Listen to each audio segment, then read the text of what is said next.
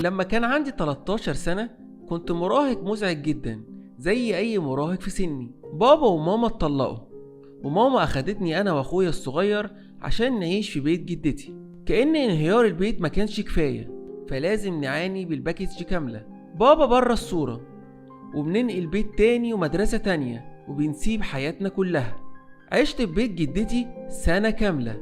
بصراحة الوضع ما كانش بالسوء ده. قدرت أعمل أصحاب جداد من المدرسة، وفي ليلة دعيتهم يسهروا عندي نلعب. حد منهم اقترح نلعب بالويجي بورد، لعبة خطر صح؟ بس مين قال إن المراهقين بيفكروا بالمنطق؟ كنا بنخطط للعب بيها بقالنا فترة، والبيت عندي كان مناسب جدا. حد فيهم جاب اللعبة في شنطة ظهره، وقفلنا باب أوضتي وطفينا النور ولعبنا. وهنا في 3 اعترافات لازم اعترف بيهم. أول حاجة، مفيش أي حاجة حصلت، قعدنا نضحك ونهزر وفي الآخر مشيوا. تاني حاجة، إني لما طلبت نلعب في البيت عندي كنت متعمد ده، لأني من ساعة ما جيت بيت جدتي بشوف خيالات غريبة. تالت حاجة بقى، إننا في نهاية اللعبة قفلنا بسرعة لأني سمعت صوت ماما جاية ناحية أوضتي، وبالتالي نسينا أهم قاعدة في اللعبة بالويجي: لازم نقفل اللعبة، لازم نقول مع السلامة. ومن الليلة دي واتقلبت حياتي كلها. الخيالات اللي كنت بشوفها بطرف عيني بقت تتشكل قدامي بشكل واضح، كأنها قصداني أنا.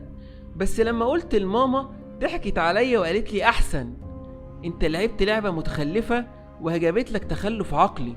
عقلك عمال يخدعك، وكل ما هتدخل العالم ده هتتهبل أكتر.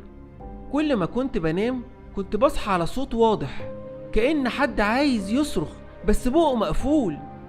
كنت بفتح عيني ألاقي الخيالات دي متشكلة حوالين سريري، ما بدهاش بقى حتى لو هتقطمني بالكلام.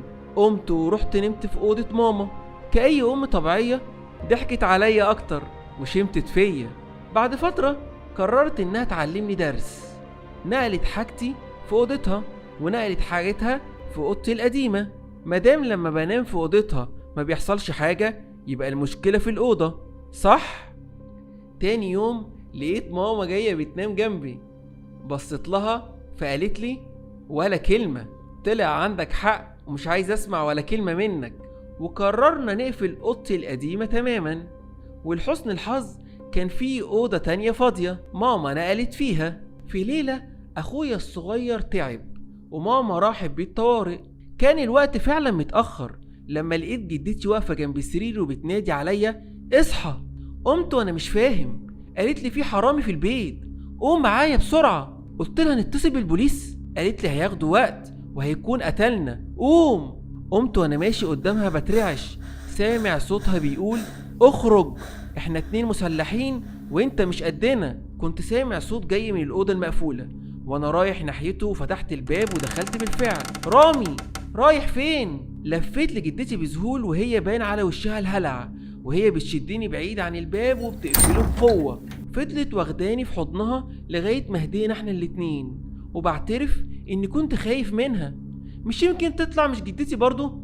جدتي كانت متدينة، عشان كده ماما ما قالت لهاش اني لعبت ويجي في بيتها. لما عرفت اتعصبت جدا وقعدت فترة بتبارك البيت. وباب اوضتي القديمة ما اتفتحش من ساعتها لغاية ما سبت البيت ورحت الجامعة.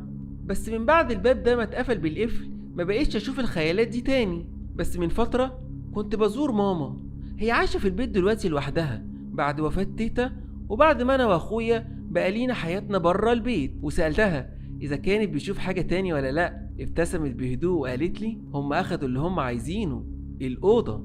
مش قادر استوعب ازاي هي عايشة في نفس البيت وموافقة يكون زملائها في السكن كائنات غير طبيعية، بس هي قادرة تعمل كده.